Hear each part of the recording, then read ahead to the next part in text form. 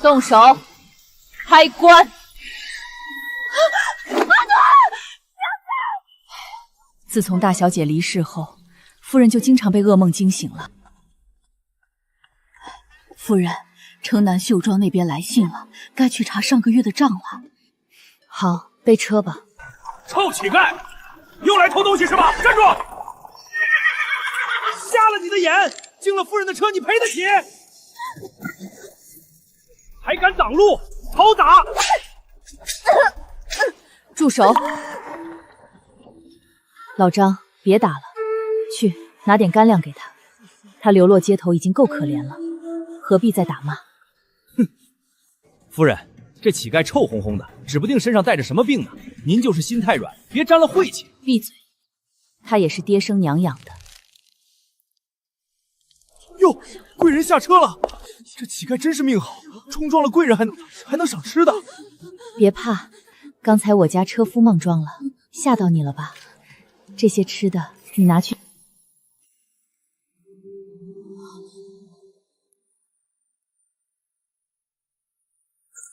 阿暖，我的阿暖！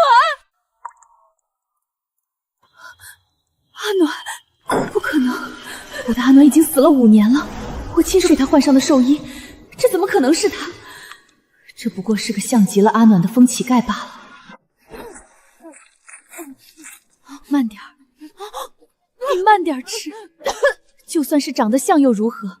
那张脸，哪怕只有6、7分像阿暖，我也绝不能眼睁睁看着他流落街头，过着这种日子。来人，把他带回侯府。回侯府？夫人，侯爷要是知道了，非扒了小人的皮不可呀！这来路不明的疯婆，我看谁敢拦！出了天大的事儿，我江宁自己担着。把他扶上车，现在就回府。江宁，你是不是疯了？你到底是不是闲得慌？外面什么不三不四的脏东西都敢往家里领，你当侯府是收容所吗？这什么味儿？哪来的泔水馊臭味？赶紧把这玩意儿给我扔出去！立刻，马上，别脏了我的店儿！这可是活生生的一条人命，他竟然连猪狗都不如，这种刻薄话都说得出来。侯爷，这是我带回来的人，就算是只流浪猫狗，也不至于这么对待。猫狗？你拿猫狗跟侯府的清誉比？李妈妈，去把偏房的耳房收拾出来，打上几桶热水，给他好好洗洗，再找套衣服出来给他换上。是，夫人。你到底想干什么？堂堂一品诰命夫人，带个要饭的回府，侯府的脸面还要不要了？老张赶车急了，抽了这乞丐一鞭子。我下车去查看，发现他长得很像阿暖。夫人啊，我知道你一直走不出丧女之痛，可是人死不能复生，这么简单的道理你都不懂吗？我只是说他像阿暖，像又如何？他就是个疯乞丐，是个在泥沟里打滚的平民。你把他弄回侯府传出去，别人怎么看你？怎么看我沈冲？侯爷的眼里只有脸面，难道脸面比一条无辜的人命还要近吗？那也得看是谁的命。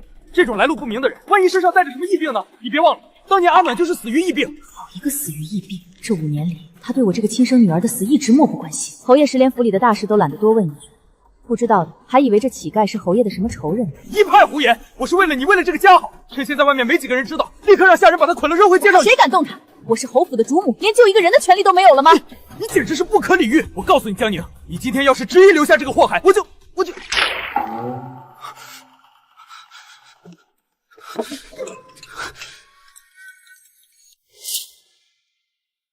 夫人，人洗刷干净了。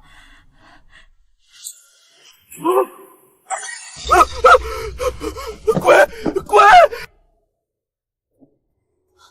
阿暖，怎么可能？这世间怎会有如此相像的2个人？沈冲那副见了鬼的反应，若是寻常人，只会觉得惊奇，他为何如此恐惧？沈冲，你最好祈祷当年的事与你无关。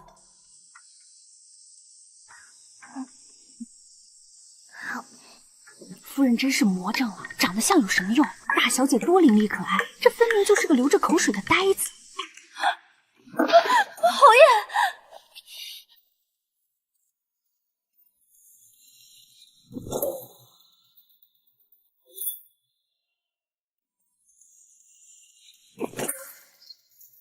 你到底疯够了没有？侯爷大动肝火，又是为了什么？留个又疯又傻的玩意儿在家里，传出去我的脸往哪搁？堂堂侯府成了收容叫花子的地方了吗？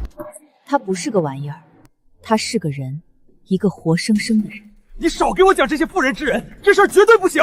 再说，这里是我的院子，我用我自己的私房钱养什么人，还得经过外人同意不成？这是存心跟我作对，为了一个素不相识的乞丐，你要坏了我们夫妻的情分。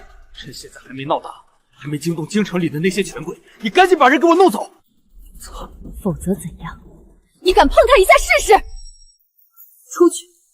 我的事情轮不到你来指手画脚。来人，送侯爷。夫人，您看，这得遭了多少罪呀！身上大伤小伤不断，连右腿都落了残疾，走路一瘸一拐的。为什么我会为他感到心痛？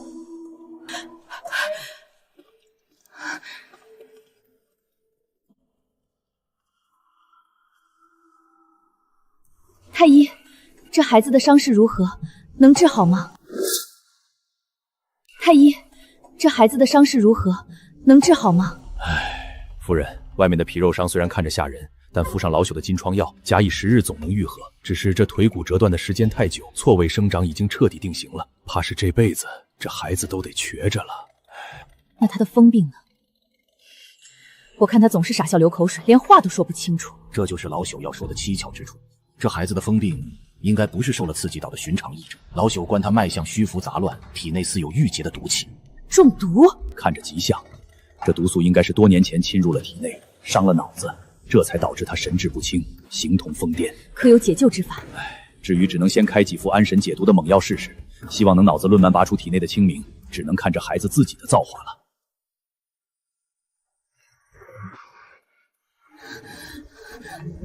别打，好痛！别打我！阿暖小时候做噩梦就是这么喊我的，听得人心都要碎了。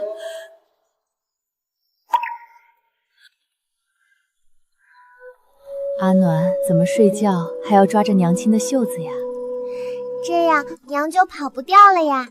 阿暖要一辈子抓着娘亲。长得像可以说是巧合，声音像可以说是幻觉，但这个动作，这个独属于我女儿的习惯动作，世界上怎么可能出现这样一模一样的巧合？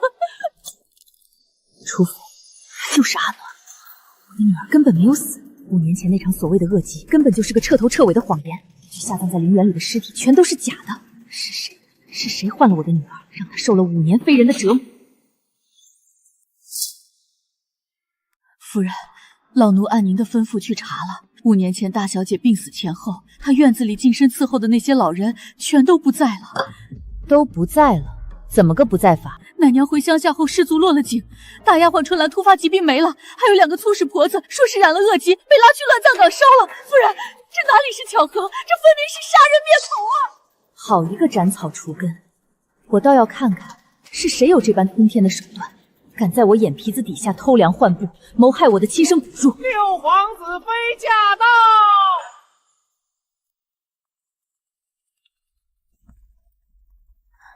月儿，你可算回来了。你母亲她，真是不让人省心。母亲，女儿今日回府，可不是来给您请安的。女儿听说您捡了个来历不明的疯乞丐回来，是又如何？母亲，您知不知道外面现在把侯府传得多难况？说堂堂一品诰命夫人得了失心疯，对这个臭要饭的叫华子喊女儿，您自己不要脸，连女儿还要呢。女儿现在可是皇家的人，6皇子妃的生母，若是成了满京城的笑柄，女儿在皇子府里还怎么抬得起头？侯府的脸面还要不要了？是啊，姐姐，我知道您一直放不下阿暖，可那乞丐来历不明的，万一是谁家的逃奴赖在咱们侯府不走，以后想甩都甩不掉啊。姐姐，您听妹妹一句劝，随便给点散碎银盐，把人打发了算了，别再惹得家宅不宁了。5年前，阿暖离世。姐姐，我知道阿暖离去你很难过，以后就让月儿陪着你吧。好孩子，好孩子。从今日起，你就是我名下的养女了。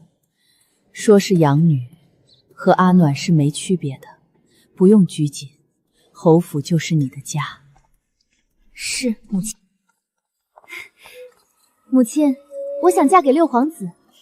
依你的，这5年来，我把沈月当亲生女儿一样如珠如宝的疼爱，送她坐上皇子妃的高位。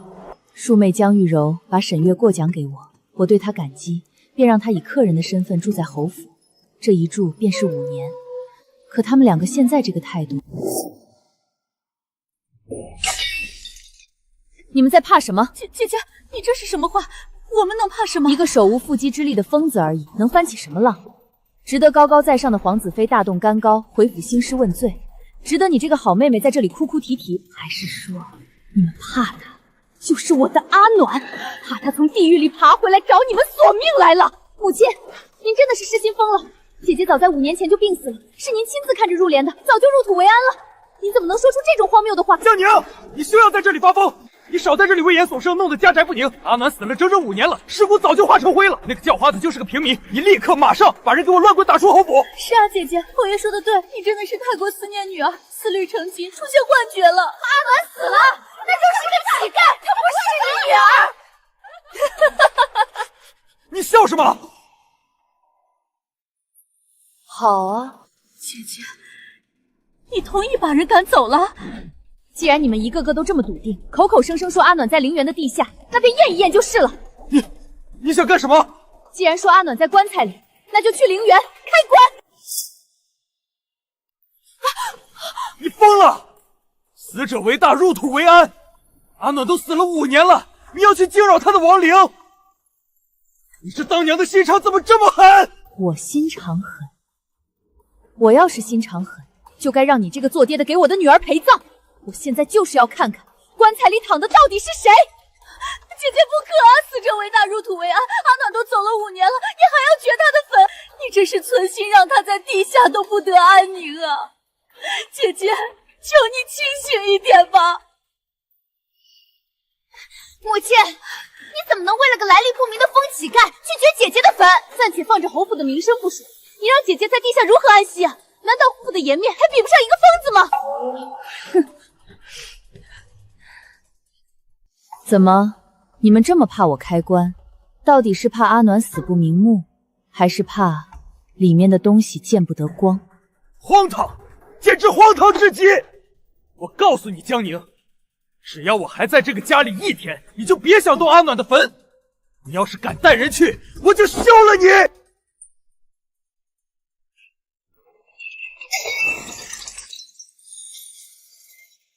沈重，我是圣上亲封的1品诰命，是镇国大将军的亲妹妹。你有本事，现在就去书房写休书。我倒要看看，是你这个靠着岳家起来的侯爷腰杆硬，还是我兄长手里的刀快。你不可理喻！我不是来跟你们商量的，我现在就带人和仵作去陵园，谁敢拦我，我就从谁的尸体上踏过去。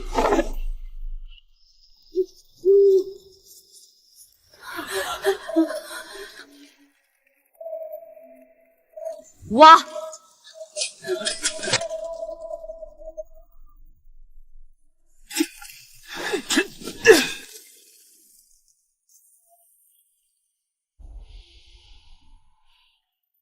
起棺！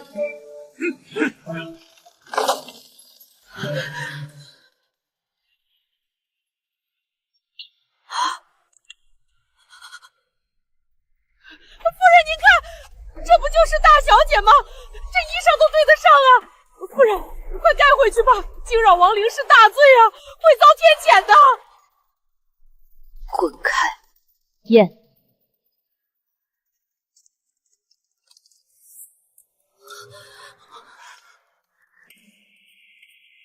回禀夫人，这尸骨不对。怎么不对？大小姐是5年前下葬的。5年以上的尸骨，骨质风化会极其严重，但这具骨头成色较新，腐化的痕迹顶多不超过3年。而且这具尸骨的主人骨骼尚未长开季，最多12、13岁，绝不是一个急极了的15岁少女。大家都听清楚了，这棺材里的人根本不是我的女儿。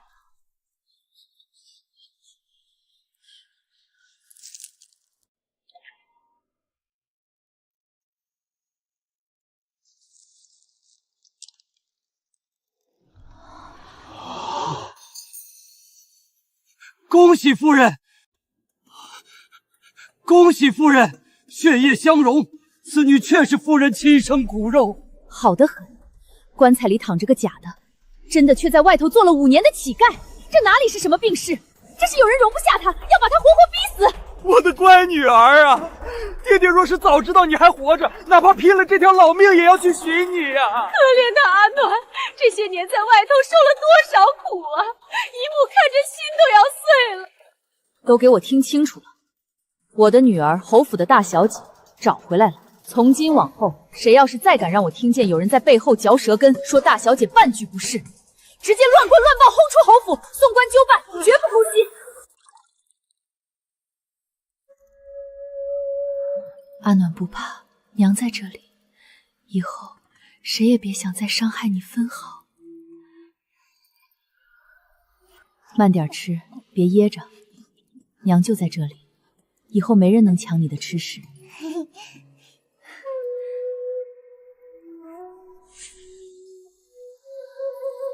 夫人，陈太医请来了。陈太医，劳您跑一趟，快替我女儿看看，她的身子到底如何。不怕不怕，太医爷爷是给你看病的。夫人，情况不太好。这姑娘身上的外伤容易抑郁，用些上好的金疮药即可。但她体内的毒沉积得太久了，毒素早已渗入骨髓，伤了脑子的根基，所以才会神志不清。她能活下来已是命大，至于神志还能不能恢复，老朽实在不好说。或许哪天受了极大刺激，能想起来点什么，但也可能这辈子就这样了。治，不管用什么法子，只要有一线希望，就绝不能放弃，哪怕倾尽我将军府的家财，也要治好他。夫人慈母心肠，老朽定当尽力开方施药。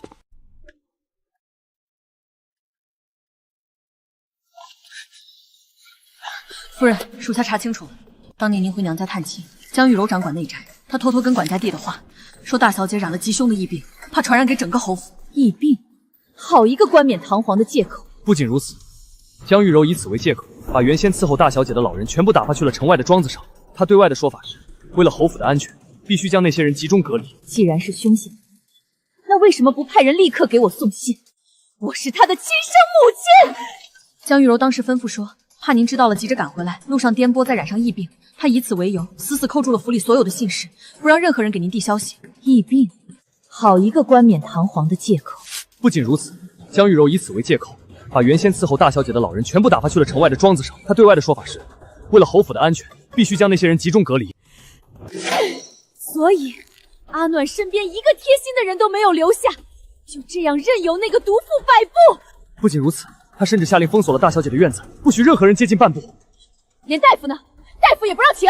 是，江玉柔说疫病无药可救，请大夫也是白白送死，所以连一个大夫都没请过。沈崇当年只是告诉我，阿暖的病又急又凶，发病半日便去了，连最后一面都没让我赶上。可事实居然是江玉柔把人全撤走，不给请大夫，把阿暖一个人锁在院子里。这哪里是怕传染，这分明是想让我的阿暖自生自灭。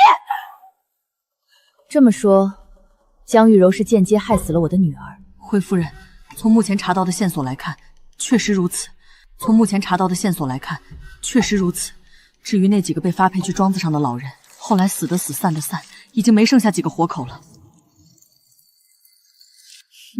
死人才能永远保守秘密，他倒是好狠的手段。如果只是怠慢不治，让病情加重致死，那后来陵园棺材里的假尸骨又怎么解释？如果阿暖死在府里，那现在这个中过中毒流落街头的乞丐又作何解释？江玉柔不过是一个后宅妇女，她再有也没本事在侯府里只手遮天，更不可能弄来一具假尸骨去顶包。这背后绝对还有人给她撑腰，甚至是在帮她掩盖这一切。师叔，阿暖可是你的亲生骨肉，难道你也参与了？继续查，顺着江玉柔这条线，给我死死的往上摸，查查那段时间她和谁走得最近，收了谁的好处，见过什么人，任何一点蛛丝马迹都别放过。司令命。阿暖今天真乖，喝药都没皱眉头呢。陈太医的药果然管用，虽然他还是认不出我，但至少不再排斥我的靠近了。夫人有急事。阿暖自己玩一会儿，娘去就回。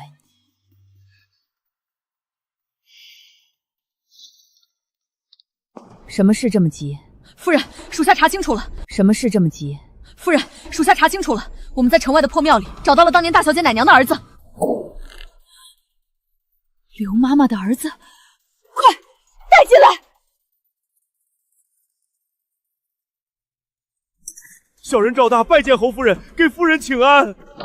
起来回话，你口口声声说你是刘妈妈的儿子，空口无凭，你有什么证据？夫人明鉴，小人绝不敢撒谎。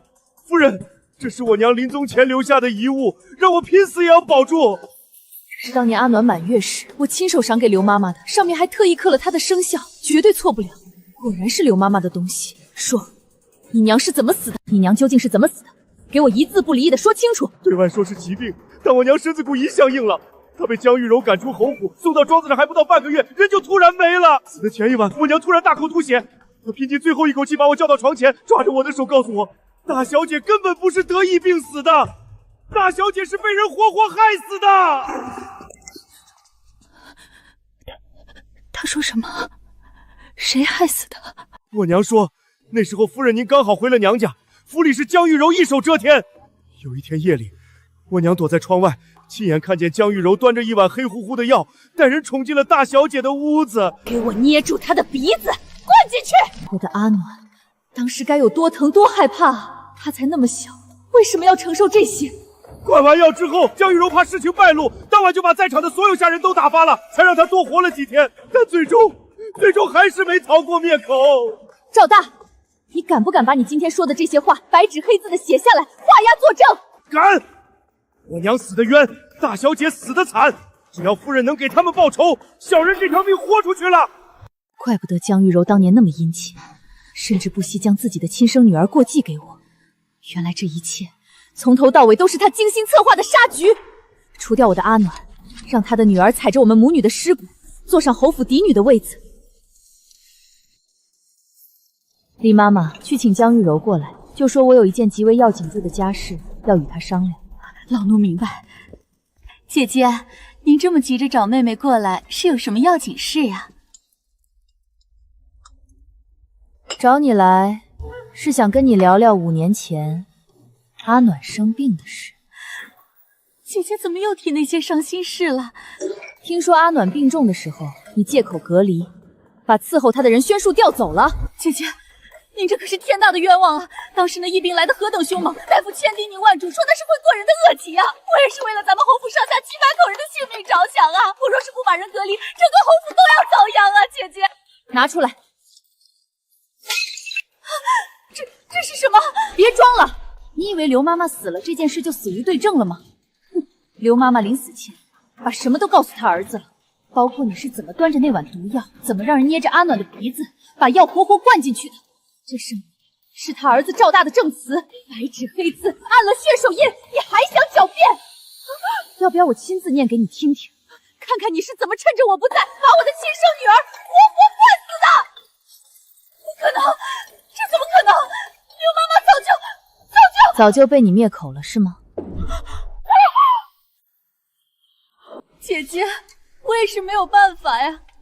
万一这病气传开了，老太太本就身子弱，侯爷整日在外头公务繁忙，要是他们都倒下了，侯府不就乱套了吗？我也是不得已才做主把人隔开，不让人去探望。谁知道阿暖那孩子服化，好一个不得已！为了大家的安全，所以就要牺牲我女儿一个。江玉柔，你这菩萨心肠演得真是不错，不去戏帮子登台，真是屈才了。姐姐，您这话是什么意思？我怎么听不懂？听不懂？你那歹毒的心肠，今天我就给扒出来晒在太阳底下，拿出来。可惜啊，你百密一疏，他儿子赵大不仅没死，还把当年的真相一字不堕地吐出来了。这是假的！姐姐，你从哪里找来的刁民来污蔑我？我怎么可能害阿暖？她是我的亲外甥女啊！我疼她还来不及。疼她？你所谓的疼，就是把她变成一个疯疯癫癫的乞丐，疼她，疼到用毒药灌她。江玉柔，铁证如山摆在眼前，你还想抵赖？我懒得再跟你这毒妇废话。来人，把这个毒妇给我拿下！放开我！你们这些下人敢碰我！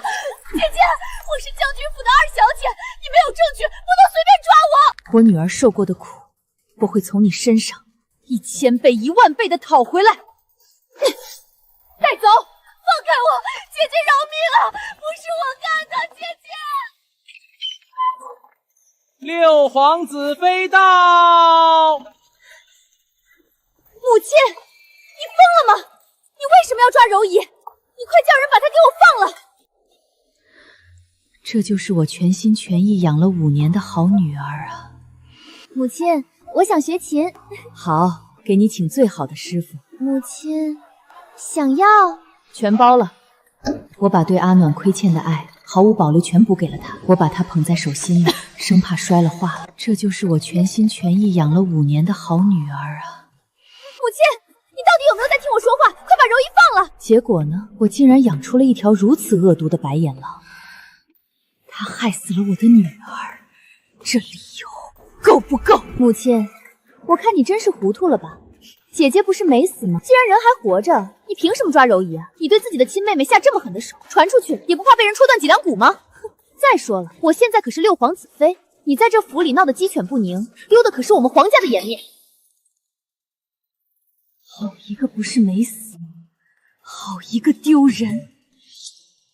活着，活着，我的阿暖是活着，可你知不知道他是怎么活下来的？这2个字简直像一把生锈的钝刀，狠狠扎进我的耳朵里，把我的心绞得血肉模糊。他是当了整整5年人不人鬼不鬼的乞丐，他浑身是伤疤，瘸了1条腿，连神志都不清醒。在你们这些人的眼里，只要他没死透，受的罪就不算，是吗？那也是他命不好。你把气撒在柔仪身上，算什么本事？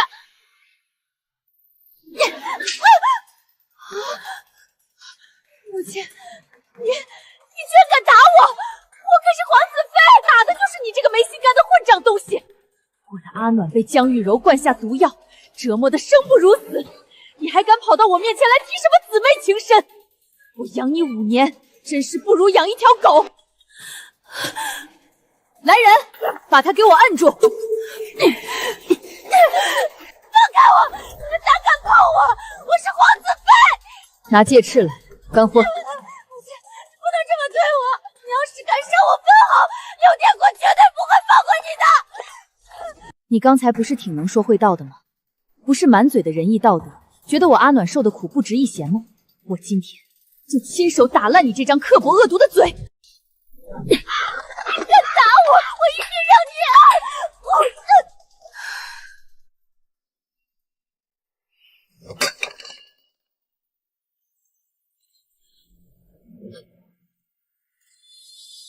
以后没有我的允许，不许踏进这道门1步。还愣着干什么？没听到夫人的话吗？还不快把你家主子带走！放开我！江宁，我可是6皇子妃！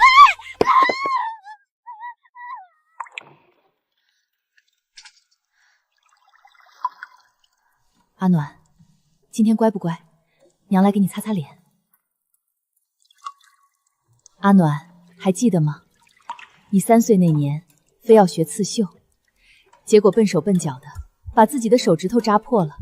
你当时哭得可大声了，鼻涕泡都出来了。还有你养的那只兔子，叫小白，你最喜欢它了。后来它老死了，你伤心了好几天，把它埋在花园里，还非要用木板给它立了个小墓碑，上面画了个萝卜。我的阿暖从小就那么善良，连一只兔子都舍不得。阿暖，你看今天天气多好，等你腿上的伤再好一些，娘带你去院子里晒晒太阳，看看你以前种的那些花。来，我们把脸擦干净。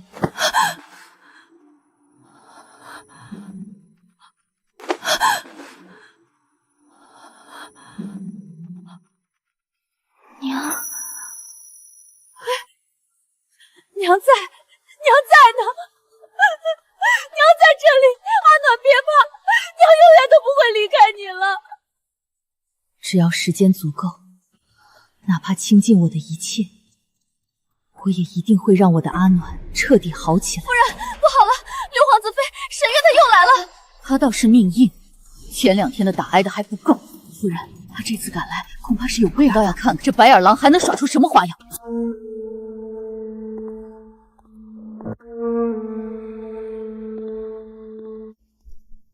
母亲来了，您可别怪女儿不知礼数，女儿今天可是奉了六殿下的意思来的。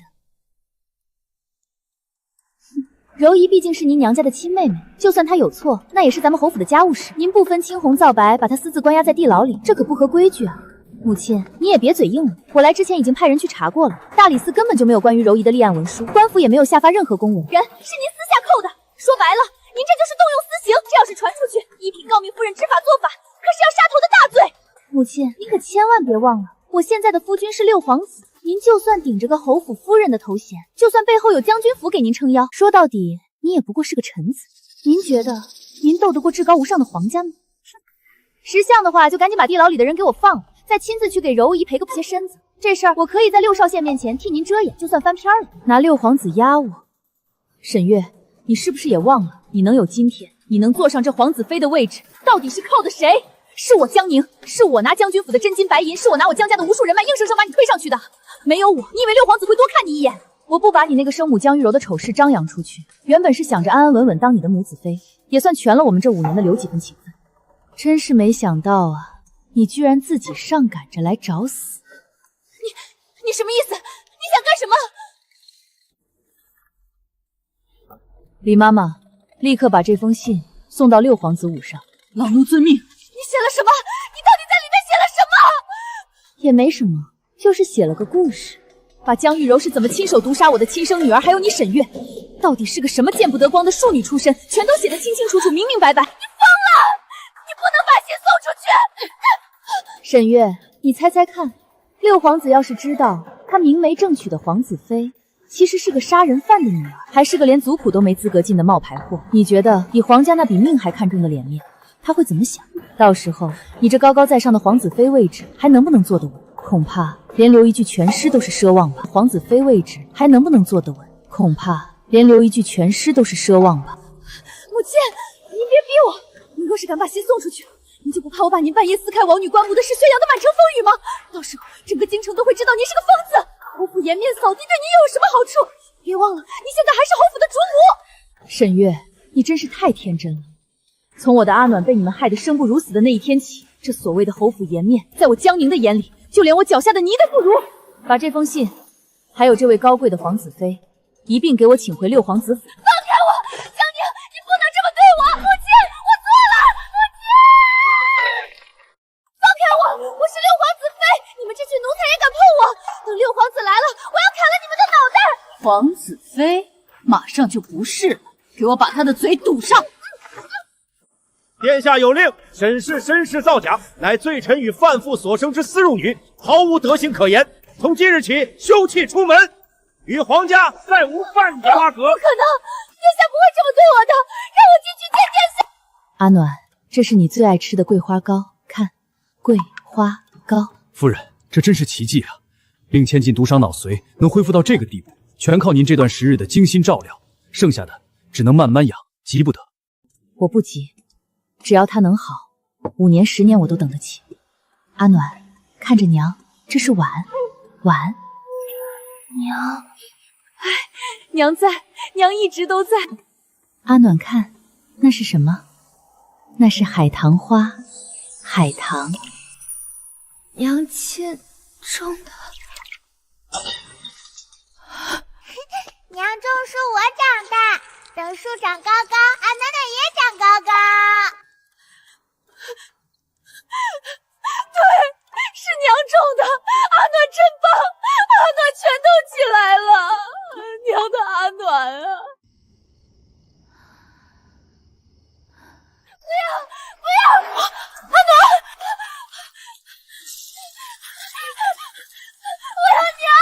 我要娘，救命啊！娘在呢，阿暖别怕，娘在这里。爹，姨母，别过来，别碰我！阿娘救我！阿娘救我！江玉柔，果然是你们2个！你们竟敢如此折磨我的女儿！不怕，阿暖不怕，坏人已经被娘打跑了。娘发誓，再也没有任何人能伤害你，谁敢碰你，娘就让他下地狱！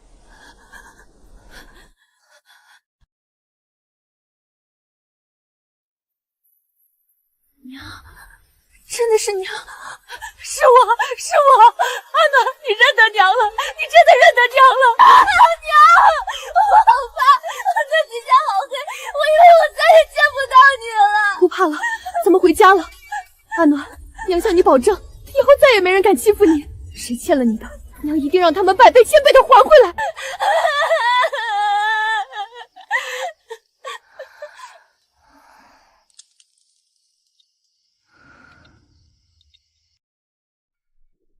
沈重、江玉柔，你们欠我女儿的债，到了该清算的时候。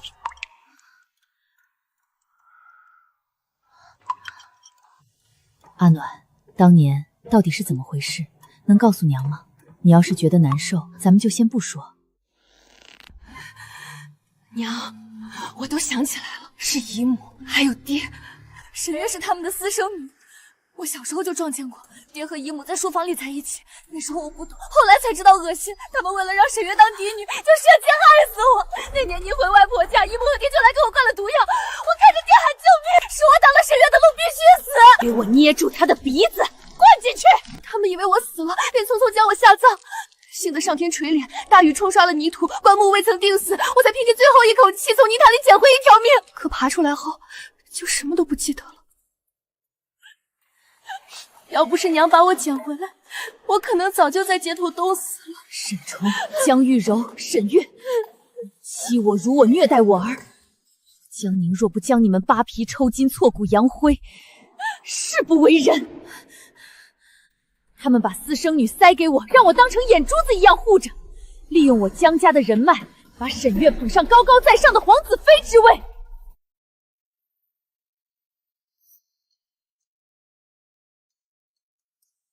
这个仇，娘一定替你报，一定让他们血债血偿。但不是现在，你舅舅还在边关打仗，大军未归。沈重再怎么说也是个有爵位的侯爷，没有实打实的铁证，光靠你一面之词扳不倒他，反而容易被他反咬一口。所以，你得帮娘演一场戏。演戏？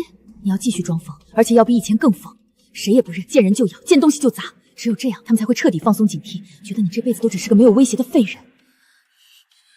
好，娘，我听你的。怎么回事？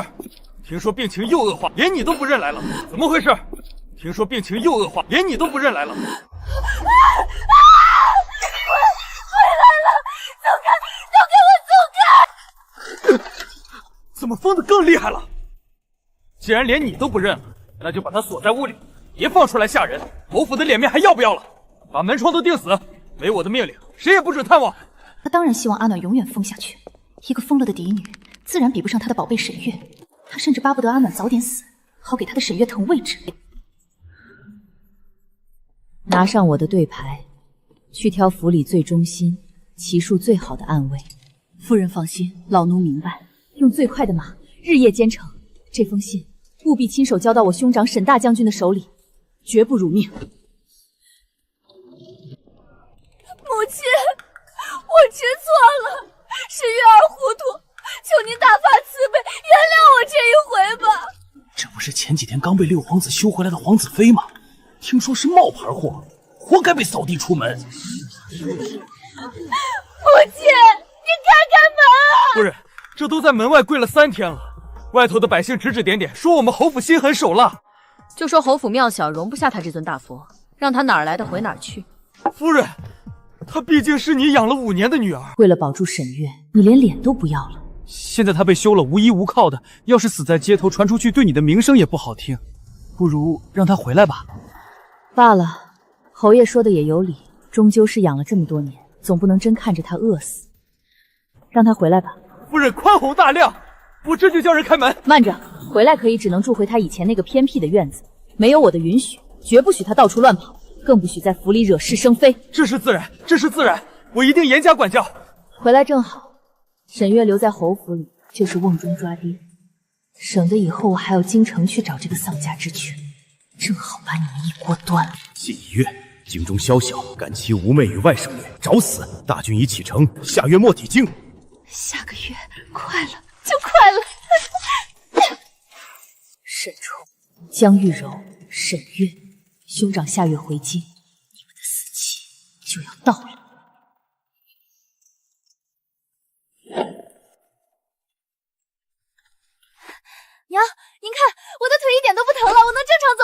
我的阿暖真棒，身体养好了，才能亲眼看到那些坏人遭报应。夫人，您要的东西都整理好了。赵大的证词，当年奶娘留下的遗物，还有我查到的江玉柔和沈崇暗通股曲的所有账目明细。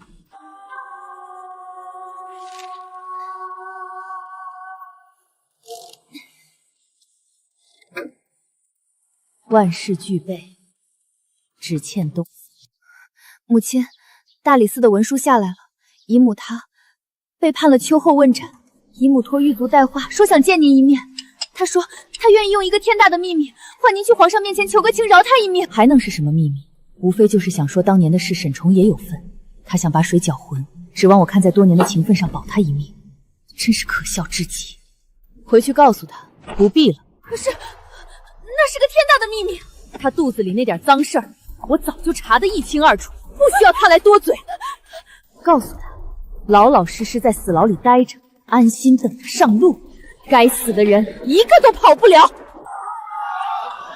阿暖，舅舅回来了。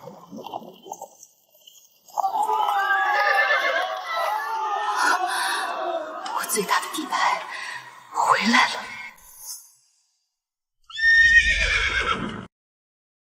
小妹，哥，你终于回来了。阿暖，这是舅舅，你小时候最喜欢骑在舅舅脖子上。舅舅，好孩子，回来了就好。那年我回娘家探亲，江玉柔唤走了下人，拖延了大夫，把剧毒灌进阿暖嘴里，然后匆匆装进棺材活埋。大雨冲刷了泥土，阿暖在棺材里醒来，拼命挖开泥土爬出来，整整5年，他在街头讨饭。沈崇这是个混账东西！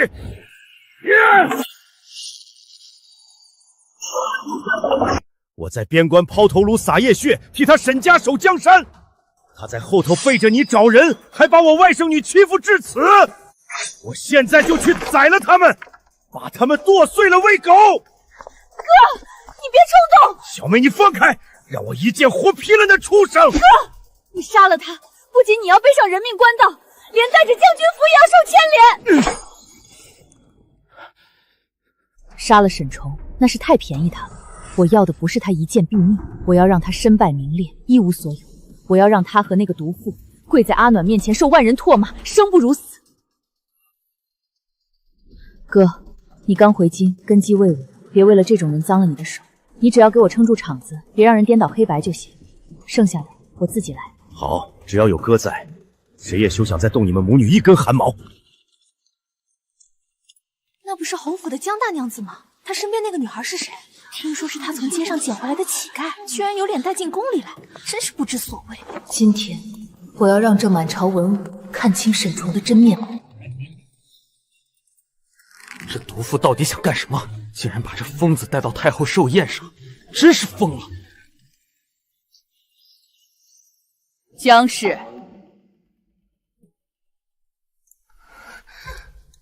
你身边这孩子，瞧着倒是个面生的，是哪家的小姐啊？回太后，这不是别人家的孩子，这是臣父的亲生女儿，沈家嫡长女沈昭华。沈家嫡长女不是说5年前就病逝了吗？是当年丧事办得那么大，怎么死人又活？江氏，你失心疯了吗？在太后寿宴上胡言乱语，还不快把这来历不明的人带下去！甄侯爷急什么？是人是鬼，听我妹妹说完不迟。谁敢插嘴，先问问我手里的刀答不答应。太后明鉴，5年前臣父回娘家探亲，臣父那好妹妹江玉柔与我父君沈崇暗中苟起。他们为了给私生女腾位置，竟然买通下人，拖延我儿病情，将剧毒灌入我儿口中，更趁他一息丧存，将其钉入棺木，活活埋葬。天可怜见，那晚大雨倾盆，冲刷了土堆，我儿硬生生从棺材缝里爬了出来，流落街头，做了5年的疯乞丐。血口喷人！太后，皇上，他污蔑微臣，这是无稽之谈。证据在此，臣父已查明真相，这是当年涉案人等的血手印供状。还有太医署的验毒文书，请太后、皇上明察。岂有此理！天子脚下，朗朗乾坤，竟然有这等禽兽不如之事！大理寺卿何在？给朕彻查，3日内查个水落石出，一查到底，绝不姑息。启禀皇上、太后，经大理寺刑部多方查证，将士所送句句属实。当年下药婆子赵大家中搜出赃银，5座验骨，与记录丝毫不差。沈崇私通妻妹，谋杀嫡女，铁证如山。罪臣知错，罪臣糊涂啊！罪臣都是被江玉柔那个毒妇迷了心窍，受了他的蛊惑才犯下大错。求太后、皇上开恩，看在沈家祖上的功劳上，饶罪臣一命吧。开恩？你身为侯爵，残害亲生嫡女，私通妻妹，以假乱真，欺瞒朝廷，这桩桩件件哪一条不够砍你的脑袋？你竟然还有脸求哀家开恩！来人，把他给哀家拉下去！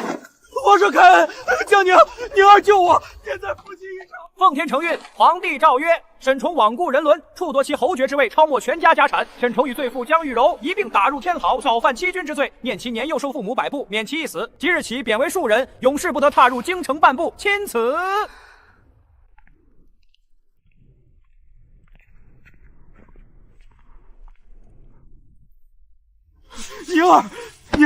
宁儿是你，你来看我了。宁儿，我就知道你心里还是有我的。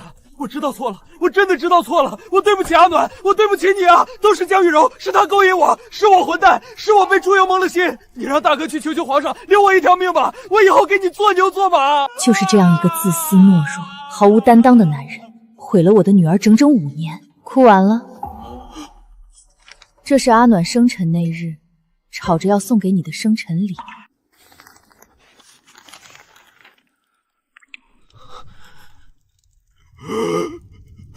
阿爹，阿暖最喜欢阿爹了。阿暖，我的阿暖。这是阿暖画的，画上的这3个人是他以为的最幸福的一家3口。那天，他高高兴兴地画好了这幅画，兴冲冲地跑去书房，想亲手送给他最敬爱的爹爹。那天你在干什么？那天你正忙着在书房里陪江玉柔，连见都没见他一眼。我错了。宁儿，我真的知道错了，让我见见阿暖好不好？求求你让我见见他，让我当面跟他说声对不起，让我当面跟他说声对不起。你不配。阿暖的爹早在5年前就已经死了，在他眼睁睁看着别人给自己女儿灌毒药的时候就已经死了。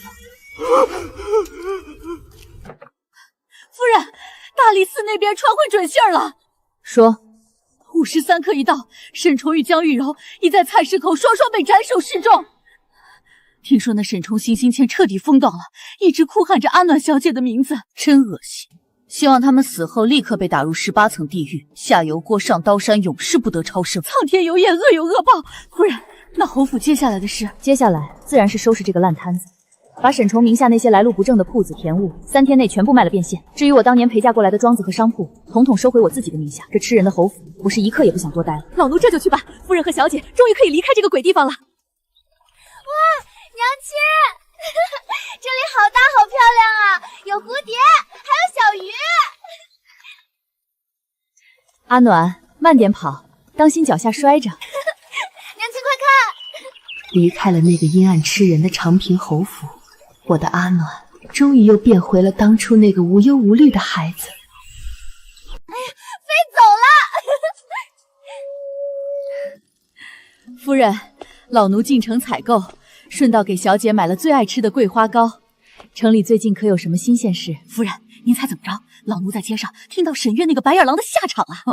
那个不知廉耻的私生女，还有人惦记着传她的闲话。她被赶出京城后，身无分文，又吃不了苦，为了活命给人做了田房，嫁的是个又老又丑的暴躁土财主。那财主把她当下人使唤，听说她受不了折磨，人已经彻底疯癫了。前几天跑出去就没再回来。沈崇死了，江玉柔斩了，沈月疯了，每个人都得到了应有的报应，一个都没落下，真是痛快。现在我的阿暖安安稳稳的在我身边，这就够了。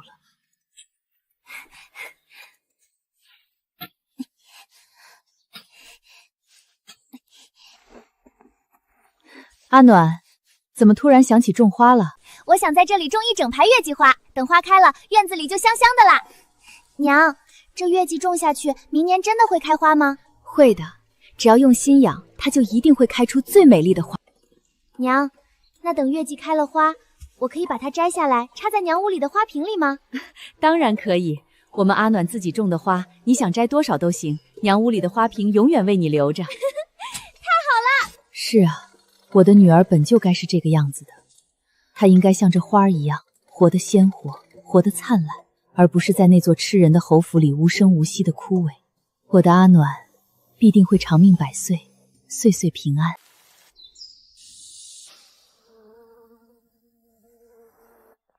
娘，您快闻闻，这花香不香？真香。我们阿暖种的花是这世上最香的。自从5年前发现阿暖后，在我心里扎了整整5年的刺，终于在这一刻彻底拔了出来，再也不疼了。